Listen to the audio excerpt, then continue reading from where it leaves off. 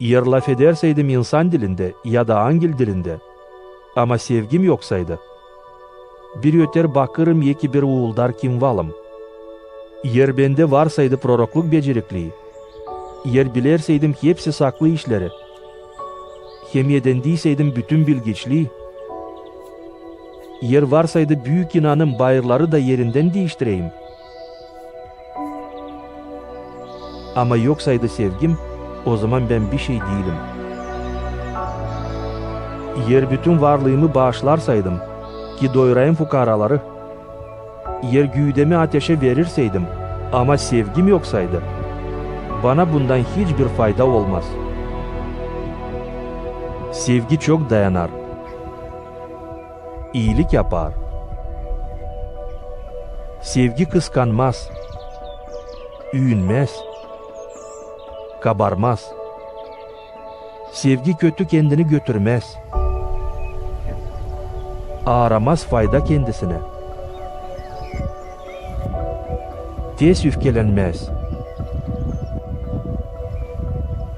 Küsü tutmaz. Kötülüğe sevinmez. Ama aslılığa sevinir.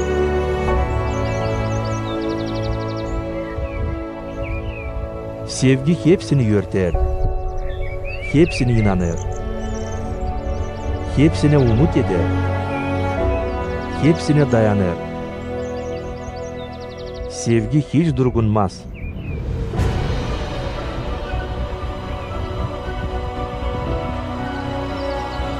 Prorokluk sona gelecek.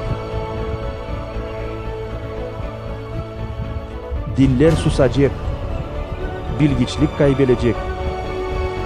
Zira bizim bilgiçlik kederli. Bizim prorokluk değil tamam. Ama açan tamamlık gelecek. O zaman hepsine kederli yok olacak. Uşakkan ben uşakçasına laf ederdim. Uşakçasına düşünerdim. Ama olgunlandığıyla uşak işlerinden bırakıldım. Şimdi hepsini nice bir dumanlı şişeden göreriz. Ama o zaman görüşeceğiz. 100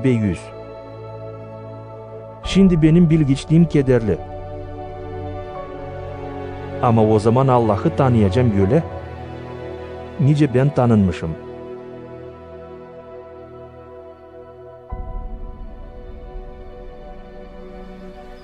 Şimdi kalır bunlar üçü. İnan, umut, hem sevgi. Ama sevgi onlardan daha büyük.